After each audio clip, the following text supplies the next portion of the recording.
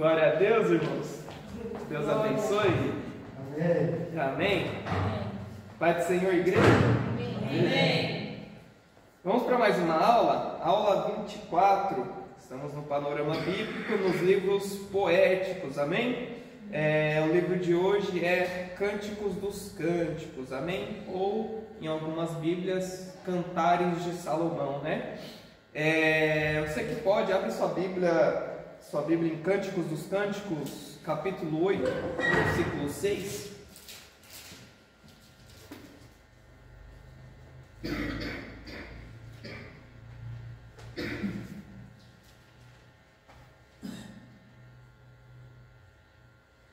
E vai dizer assim: ponha-me como selo sobre o seu coração, como selo sobre o seu braço, porque o amor é tão forte como a morte, e o ciúme é tão duro como a sepultura. As suas chamas são chamas de fogo, são labaredas enormes. As muitas águas não poderiam apagar o amor, nem os rios afogá-lo. Ainda que alguém oferecesse todos os bens da sua casa para comprar o amor, receberia em troca apenas o desprezo. Amém, irmãos? Amém.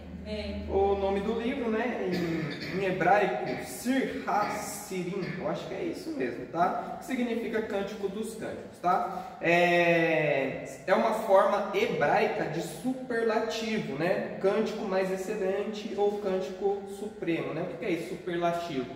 É quando a gente tem essa repetição, né? Quando a Bíblia diz tempo após tempo, anos após anos, quer dizer que houve muitos tempos, muitos anos. Ou quando vai falar Cânticos dos Cânticos, é o cântico principal, é o melhor cântico, é o cântico supremo. Igual quando fala Santo dos Santos, né? É o lugar santíssimo. Ou outras menções quando fala essa repetição da mesma palavra, quer dizer que é algo superior ao comum, tá? Depois no material didático vocês vão ver também a tradução em grego, em latim, tá?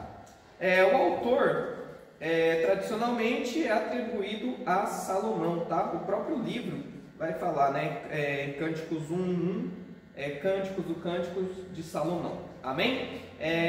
Ainda que existem quem discorde disso, né? A grande maioria, a tradição é um grande consenso que é Salomão que escreveu, tá? No material didático depois vocês vão poder ver os argumentos de que pode ser um livro pseudoepigráfico, tá, irmãos? Data provável, sendo Salomão que escreveu, 1000 anos antes de Cristo, 970, amém? Contexto histórico e cultural, o livro pertence ao gênero poético, tá? É uma poesia, são cânticos, e não é um livro histórico. Ele há paralelos em outras culturas, do Egito, Mesopotâmia, que também produziam poesias de amor com diálogos entre amado, amada, discussões de beleza, exaltação do amor conjugal. Amém? No judaísmo, ele passou a ser lido como alegoria do amor de Deus por Israel. E no cristianismo, a leitura alegórica aponta para Cristo e a igreja, né? Efésios 5:25 fala um pouco sobre isso. A posição dele no cânon bíblico, ele faz parte dos escritos, Ketuvim, lá no cânon hebraico, tá? E dentro dos 5 rolos Megilot, lido nas festas judaicas. Ele é lido na Páscoa, né? E celebrando o amor de Deus que libertou Israel. E no cânon cristão, né? Que é o que nós usamos, ele está entre os livros poéticos após Eclesiastes, tá? A gente vai ver alguns personagens principais dos cânticos. A noiva, né? Ou amada, ou em algumas traduções é falado esposa. É quem fala na maior parte do livro, tá? Tradicionalmente identificada como a Sulamita, tá? Mas seu nome só aparece no final, tá? Ela também tem diferentes interpretações. Também tem o noivo, o amado, né? Que é a figura central masculina. Tradicionalmente é interpretado como Salomão, mas existem interpretações mais modernas que discordam disso, de que pode não ser Salomão, tá? Muitas vezes no livro a gente vai ver eles falando, né? O meu amado é meu, a minha amada é minha. Então traz isso a conotação de um amor monogâmico, um amor exclusivo entre... E a gente conhece a história de Salomão, teve 700 esposas e 300 concubinas, então não casa muito bem, tá? Então pode ser um personagem anônimo qualquer, um personagem fictício, ou pode ser um pastor também. A gente vai ver no próprio livro esse contraste. A gente vai ver muitas vezes a amada falando para o amado: onde você apacenta as tuas ovelhas, como se o amado fosse alguém mais simples. Em outros momentos fala de Salomão: o rei estava no seu casamento, o rei no seu trono, tal. Então existe essa diferença, tá? Pode ser a tradição, né, mais antiga interpreta como Salomão, mas também pode ter essa interpretação diferente, tá? O próprio Salomão, né, ele é mencionado Cânticos 1, Cântico 3, 6, do 6 ao 11, né, e em Cânticos 8, 11 e 12, tá? A Sulamita, tá? Ela normalmente é interpretada como a noiva, né, como a esposa, mas ela também pode ser interpretada como um personagem diferente. Existe um momento, se eu não me engano, Cântico 6 é a noiva perguntando às filhas de Jerusalém: por que vocês querem ver a Sulamita? Então ela fala da Sulamita na terceira pessoa. Então existe essa interpretação de que a Sulamita pode ser uma outra personagem e não a noiva. Amém? A gente vai ver o coro das filhas de Jerusalém e outros personagens também, os guardas da cidade e os irmãos da noiva, tá? Interpretações principais, né? A dificuldade das interpretações. A gente pode ter uma interpretação do livro de Cânticos natural, né, ou literal, que é um poema de amor entre um casal, tá? Celebrando o casamento, a intimidade entre o homem e a mulher, tá? A interpretação alegórica judaica, tá? Que é representando Deus como noivo e Israel como a noiva, tá? Como Deus resgatou Israel diversas vezes. A gente vai ver o profeta Jeremias colocando essa alegoria como Deus sendo o marido e Israel a esposa, normalmente, né, questionando, exortando o povo, né, a voltar ao amor de Deus, porque o povo estava se prostituindo com outros deuses, né? A gente vê isso, o profeta Oséias também, o próprio Deus levanta ele para ser esse símbolo, né? Ele representando, e a esposa dele, ele representando Deus e a esposa dele representando Israel, que estavam tendo adultérios, né, entre eles. Então tem bastante base bíblica, tá? E tem a alegoria cristã, né, que é o amor de Cristo pela igreja, né? A gente vê Efésios 5 falando sobre isso. A gente vê em diversas partes do Novo Testamento o Jesus como noivo e a igreja como a sua noiva. Amém? E também a interpretação poética universal, né? Que são que representa todos os casais, vamos dizer assim. O noivo ali não é uma pessoa específica, representa todos os homens, todos os maridos, o que deveriam fazer no seu casamento, e a noiva, todas as mulheres, como deveriam se comportar no seu casamento. Amém? Amém. No material depois vocês vão ver mais citações disso, tá?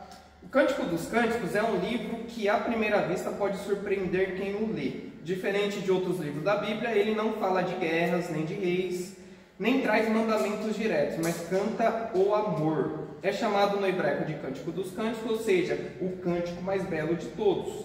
Nas suas páginas encontramos diálogos apaixonados entre um noivo e uma noiva. É um livro poético, cheio de metáforas, imagens da natureza e declarações de amor. Tudo nele exala beleza, delicadeza e intensidade. Por isso, através dos séculos, muitos se perguntam: será apenas uma poesia sobre o amor humano ou seria uma parábola para nos mostrar algo ainda maior? Na tradição judaica, esse cântico foi entendido como uma figura do amor de Deus por Israel, e na tradição cristã, ele se tornou uma das mais belas representações do amor de Cristo pela igreja. O amor descrito aqui é exclusivo, é fiel, puro e cheio de desejo pela presença um do outro. E assim também o amor de Deus por nós. Cântico dos Cânticos nos ensina que o amor verdadeiro é dom de Deus. E a relação entre o homem e a mulher deve refletir a aliança do Criador com o seu povo e que a intimidade do amor humano aponta para a intimidade espiritual que Cristo deseja ter com a sua igreja. Amém, irmãos? Amém. Ele tem nas nossas Bíblias modernas, ele é separado por capítulos, do 1 ao 8, certo? É um livro curto, mas eu recomendo que quem leu o livro de Cânticos dos Cantos faça uma leitura lenta, tá? Se você ler rápido, em meia hora você lê o livro de Cânticos, tá? Na nossa Bíblia moderna é separado por capítulos, de 1 a 8, porém, ele foi escrito por cânticos, tá? São 5 cânticos. E tem também o epílogo, né, que é o final dele. O primeiro cântico é do capítulo 1, versículo 2, até o capítulo 2, versículo 7. O segundo cântico é do capítulo 2, versículo 8, até o capítulo 3, versículo 5. O terceiro cântico é do capítulo 3, versículo 6, até o capítulo 5, versículo 1. O quarto cântico do capítulo 5 até o versículo 2. E termina no capítulo 6, versículo 3. E o quinto cântico começa no capítulo 6, versículo 4, e termina no capítulo 8, versículo 4, tá? E tem um epílogo, né, que é o final do livro, que é do 8:5 até o 8:14, tá? O panorama se divide mais ou menos assim. Capítulo 1, versículo 1 é o título e o autor, né? Cânticos dos Cânticos de Salomão, tá? No versículo 2 em diante do capítulo 1, a gente começa o panorama, tá? Do primeiro cântico. Versículo 2 ao 4 tem o desejo da noiva, onde ela pede: beije-me com os beijos da sua boca. Ela deseja a presença dele, deseja uma intimidade com o noivo. Versículo 5, versículo 6, ela se apresenta: eu sou morena, eu sou formosa, vai falando um pouco dela. Versículo 7, aí já começa uma busca dela pelo amado. Versículo 8 até o versículo 11, o amado começa a falar com ela. Do versículo 12 até o 17, os dois trocando elogios, tá? Se vocês tentarem trocar esses elogios com seus amados, no nosso contexto é meio diferente, tá? Ele elogia, né? Seu sorriso, seus dentes são como rebanhos de ovelhas. Fala isso para sua esposa, né? Eu acho que ela não vai curtir muito não. Interessante, né, que fala, são como rebanhos de ovelhas em que não falta nenhuma cria, né? O que ele está dizendo com isso? Que ela tem todos os dentes na boca, não está faltando nenhum? Não está nenhuma janelinha? Eu acho que era um elogio para aquela época. Naquela época não tinha fio dental, não tinha pasta de dente, não tinha escova de dente. Então eu acredito que as pessoas... faltava um atacante, um pivô, né? O livro de Cânticos, irmãos, particularmente, eu acho que era para ser um livro bem amado pelas mulheres. Eu lembro a primeira vez que eu li a Bíblia, eu li sozinho, sem nenhum professor me orientando, sem ninguém me discipulando. E quando eu cheguei no livro de Cânticos, falei: por que tem isso na Bíblia? Por que tem um casal se elogiando? Por que tem isso? Nós, homens, não sei os outros, mas acredito que sim. Se a gente for assistir um filme, se a gente for chamar a nossa esposa para ir no cinema, normalmente a gente quer assistir um filme de ação. A mulher quer assistir um drama, quer assistir um romance, não é verdade? O homem quer assistir um filme de ação. Quando lê a Bíblia, quando a gente vê lá as guerras de Davi, os valentes de Davi, vê Abraão com 300 homens vencendo 5 reis, quando a gente se empolga. Agora quando a gente chega nos cânticos, um elogiando o outro, a gente meio que estranha, né? Por isso que vai a interpretação. Por isso que a gente tem que ter essa interpretação, né? Que são ensinamentos para o casal, como se portarem, tá? Ensinamentos sobre o amor e também, né? Alegoricamente, espiritualmente, representa, né, o amor de Deus para com a igreja. Amém? Amém. Então, capítulo 1, a gente vê bastante, né? A voz da noiva, né? Desejando o amado e expressando sua alegria por estar perto dele. Há elogios mútuos, né? E uma atmosfera de encanto e de início de relacionamento. O capítulo mostra o primeiro momento de aproximação entre os dois. Capítulo 2, do 1 ao 6, declarações de amor, né? O versículo 1, ele é muito confundido, tá? Muita gente quando fala, né? Eu sou a rosa de Saron, muita gente atribui isso ao noivo, até mesmo a Jesus, né? Mas na verdade isso daí é a noiva falando, tá? Depois do versículo 3, o próprio noivo vai lá e fala: é como uma rosa, como um lírio do vale, és tu, ó minha amada, né? Então, se vocês já ouviram isso, Jesus é a rosa de Saron, é uma interpretação incorreta, tá? E depois a gente vai ver no versículo 7 o refrão. Esse refrão se repete várias vezes em todos os cânticos, tá? Esse refrão vai dizer assim: conjuro-vos, ó filhas de Jerusalém, não acordeis nem desperteis o amor até que ele queira, tá? Jure, né, pelas forças, tal. Ela fala isso. É um refrão, ele vai se repetir várias vezes durante os outros cânticos, tá? E aí, versículo 7 termina com esse refrão. Eu termino o primeiro cântico. O segundo cântico começa no capítulo 2, versículo 8 até o 17, tá? A noiva ouve a voz do amado e diz, né, eis aí vem o meu amado saltando pelos montes, tá? Esse daí é um versículo que tem muitos cânticos nossos modernos que fala isso, né? Vem saltando sobre os montes. Vem daí, de Cântico dos Cânticos, tá? Não sei se vocês sabiam disso daí. Vários cânticos nossos vêm dos Cânticos dos Cânticos, tá? E termina, né? Até que refresca o dia e fujam as sombras, volta amado meu. A gente vai ver muitos ciclos, encontros e desencontros dos dois, tá? Do amado e da amada. Esse capítulo 2 descreve a beleza da natureza e o convite do amado para sair desfrutar da primavera. É uma cena cheia de expectativa, romantismo, onde o amor é celebrado e protegido com o alerta para não apressá-lo antes do tempo. Capítulo 3, do 1 ao 11, tem, né, a primeira busca, né, tem a busca noturna, né, de noite no meu leito busquei o meu amado da minha alma, né, é a noiva buscando o noivo. Aí tem o refrão, né, que já foi citado, né, não desperteis o amor até que ele queira, tá? E ao fim do segundo cântico, no versículo 5, tá? O terceiro cântico começa no versículo 6. Tem uma procissão real, né? Está falando do casamento de Salomão, tá? Então por isso que muitos até interpretam que o noivo não é Salomão, porque está falando de um casamento de Salomão ali, tá? Como se eles estivessem participando. Versículo 6 até o versículo 11, tá? A noiva relata uma busca angustiante pelo amado durante a noite, mas finalmente um encontro. O capítulo também descreve um cortejo real, apresentando uma cena que lembra um casamento, celebração. Na verdade, é um casamento. Capítulo 4. O noivo descreve a beleza do noivo, mais uma vez, né? Tu és toda formosa, amada minha, tá? E vai ter esses exemplos que eu citei. Seus cabelos são como rebanhos descendo as colinas. É bem interessante esses elogios. Do 1 ao 7 são elogios do noivo. Do 8 até o 15, convite, entrega e comparação da noiva a um jardim fechado, tá? E o 16, respostas da noiva: desperte, vento norte, venha o meu amado para o seu jardim, né? Fala para soprar o vento, para que sejam espalhados os aromas, tá? Algumas pessoas interpretam esses versículos como algo íntimo entre o casal, tá? Eu não vejo muito isso, não.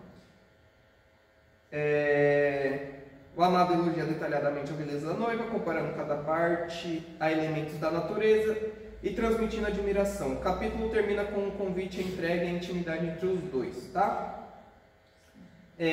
Capítulo 5, fim do terceiro cântico, né? No versículo 1, entrei no meu jardim, minha irmã, minha noiva.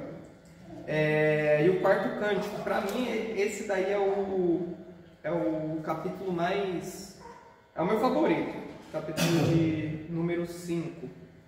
Tem uma busca angustiada, né? O amado vai embora e a noiva sai à procura dele e é ferida pelos guardas, né? No versículo 9 até o 16 tem a descrição, né? Eles perguntam para ela: quem é o seu amado? Por que você busca tanto esse teu amado? Ela vai lá e fala, né? O meu amado, ele é alvo, ele é rosado, ele é mais distinguido entre as dezenas de milhares, né? Tem até uma música muito famosa que fala, né? Meu amado é o mais belo entre milhares. Então é bem profundo. A noiva relata um momento de perda, né, do amado, né? Quando ela demora a atendê-lo, sua busca é dolorosa, ela sofre rejeição e violência dos guardas, mas continua procurando até que encontre o amado.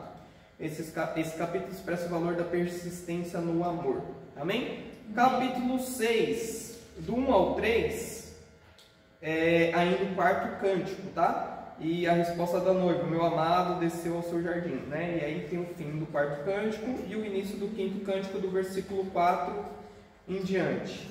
Descrição da beleza da noiva, comparação com cidades e exércitos. Do 8 ao 9, contraste entre rainhas e concubinas, mais uma só é minha pombinha, mais um argumento, né?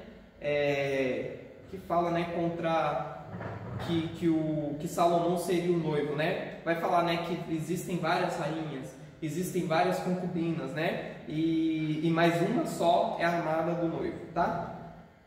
E aí no versículo 13 vai falar da Sulamita. Em resumo, né, tem uma reconciliação, renovação do amor, e o amado exalta novamente a beleza da noiva. Eles expressam pertencimento mútuo.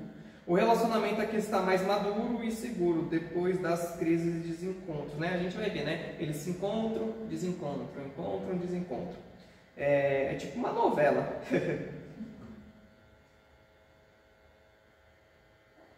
Capítulo 7, né? Do 1 ao 9 tem a descrição da beleza da noiva, mais uma vez, né? Do 10 ao 13, declarações mútuas de amor, desejo de encontro, né? O amado continua elogiando a noiva, exaltando a beleza e desejo. O amor chega ao ponto mais elevado de celebração, marcado por prazer e intimidade, tá? O capítulo 8 é o último capítulo, a gente vai ver o último refrão, no versículo 4, que vai dizer, né, mais uma vez, não desperteis o amor até que queira, tá? E ao fim do quinto cântico. Aí os versículos que procedem não são mais um cântico, né? São o epílogo, é o final, é a conclusão dos cânticos, tá? O versículo do 5 ao 7 é um versículo, uma passagem bem citada em casamentos. Em casamentos, pastores, né, quando estão celebrando o casamento, citam bastante esses versículos do 5 ao 7, né? Falando que o amor é tão forte quanto a morte, né? Mais forte do que a morte, né? O versículo 11 e 12 vai falar da vinha de Salomão e da vinha pessoal da noiva, e vai falar meio que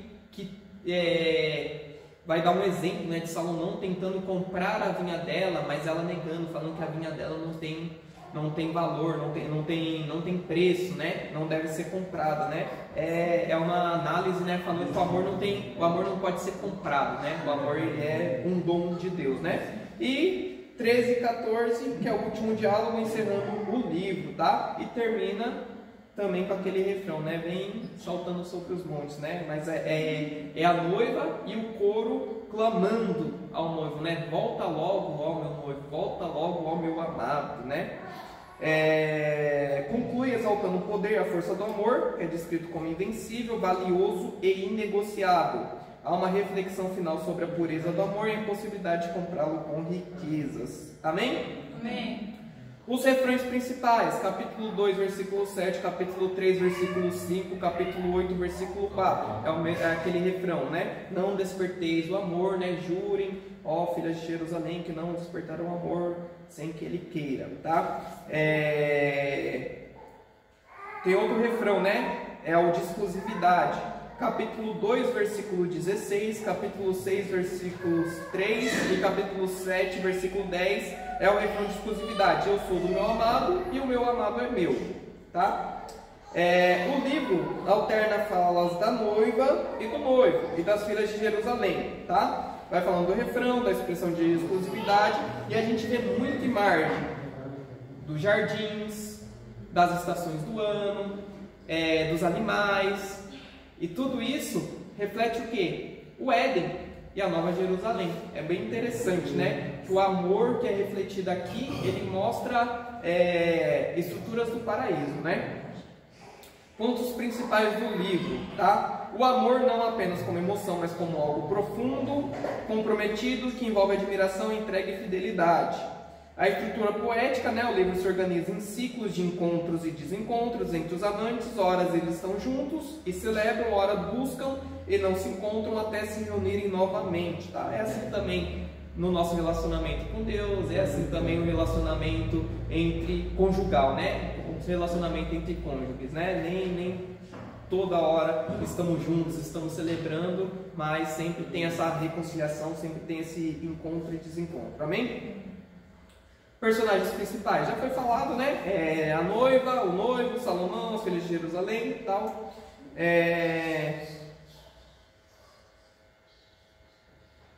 Amém?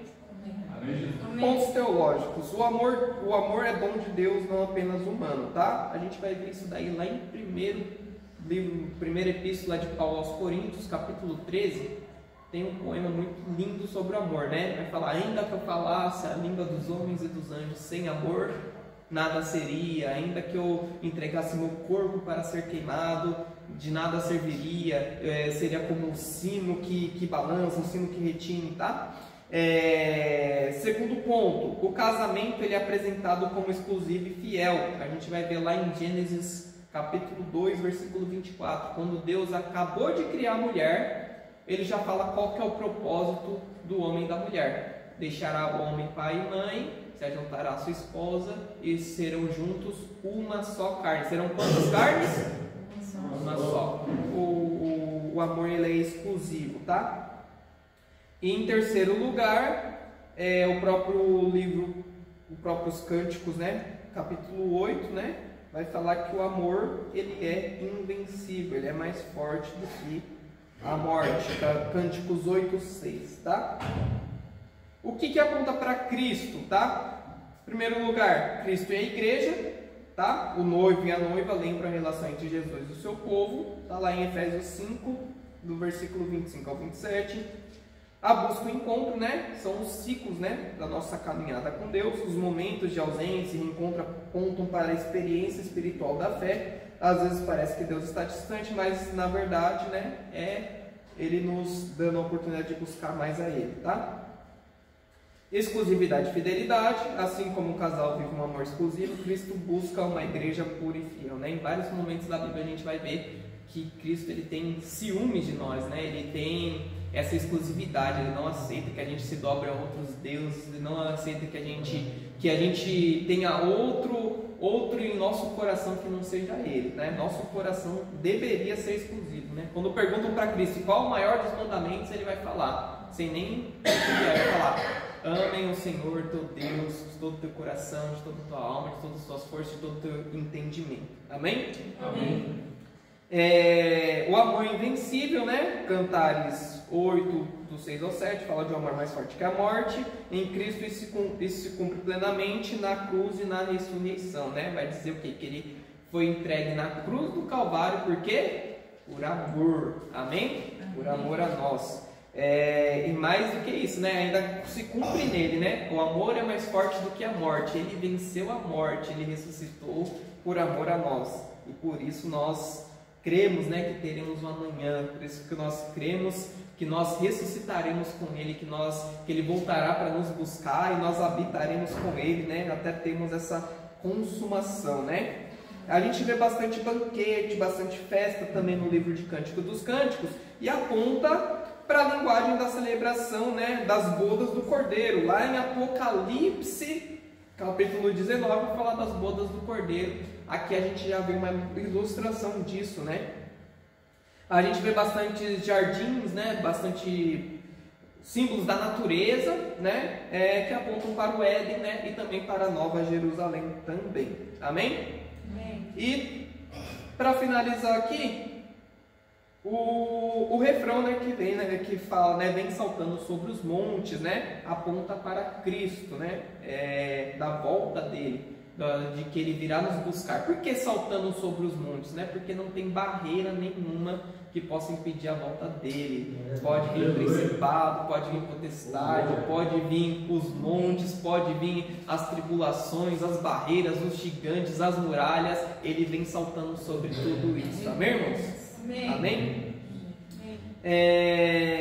Tem bastante coisa lá no material didático, irmãos. Depois vocês dão uma conferida. Amém? Vamos concluir aqui. Cantares nos lembra que o amor não é apenas um sentimento passageiro, mas uma força que molda a vida e dá sentido à existência. Ao terminar o livro, não somos convidados a entender apenas a poesia, mas a contemplar a beleza de um amor que resiste ao tempo, às ausências e às provas, tá? O casal não vive um relacionamento sem conflitos ou desencontros, há momentos de distância, saudade, até de angústia na procura. Mas em todos os ciclos o reencontro é mais profundo do que o anterior e a celebração mais intensa do que a passada. Assim também a nossa caminhada com Deus. Às vezes o buscamos na noite escura, mas quando o encontramos descobrimos um amor que vale mais do que todas as riquezas do mundo. No final do livro, deixa uma certeza: o verdadeiro amor não pode ser comprado, não pode ser vencido nem substituído. Ele é dom de Deus, chama que não se apaga e herança eterna para os que creem. Que ao ler Cantares, nossos corações sejam despertados para viver esse amor no casamento, nas amizades, na vida comunitária, mas acima de tudo na comunhão com Cristo, que nos amou primeiro e nos chama para um relacionamento de entrega e fidelidade. Amém, irmãos? Amém. Deus abençoe a todos. Essa foi a aula de hoje. Por enquanto, esse é o livro de Cantares.